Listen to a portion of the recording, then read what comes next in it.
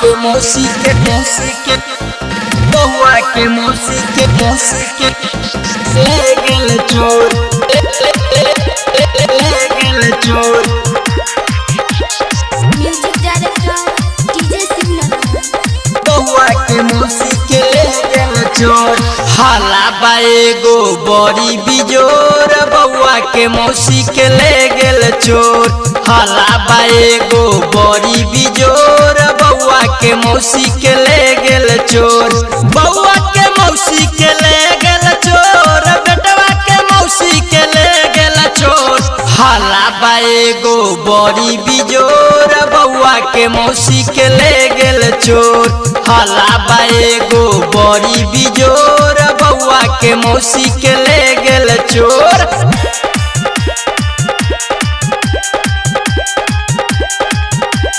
बउआ के मौसी के बउआ के मौसी के ले गेल चोर।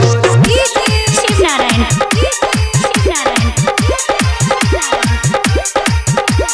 बउआ के मौसी के ले गेल चोर।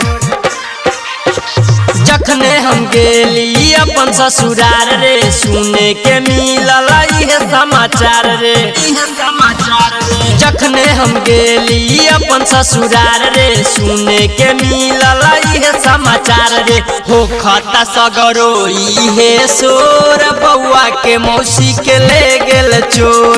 हाला बाएगो बड़ी बिजोर बउआ के मौसी के ले गेल चोर। बउआ के मौसी के बउआ के मौसी के ले गेल चोर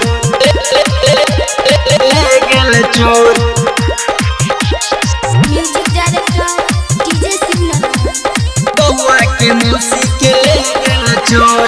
देखे में चिकन रहे पतली कमरिया चोरवा के गरल पे नजरिया देखे में चिकन रहे पतली कमरिया चोरवा के गरल पे नजरिया दूध लेखा रहे उगोर बउआ के मौसी के ले गेल चोर।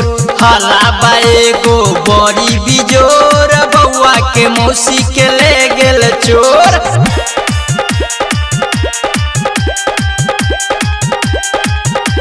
बउआ के मौसी के बउआ के मौसी के ले गेल चोर। शिव नारायण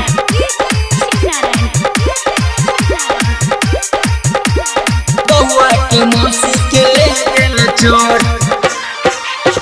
सेठी नारायण करता चर्चा साला के हमारा बचल बा खर्चा सेठी नारायण करता चर्चा साला सरोजनी के लागल बा मरचा हो खता सगरो इहे सोर बउआ के मौसी के ले गेल चोर।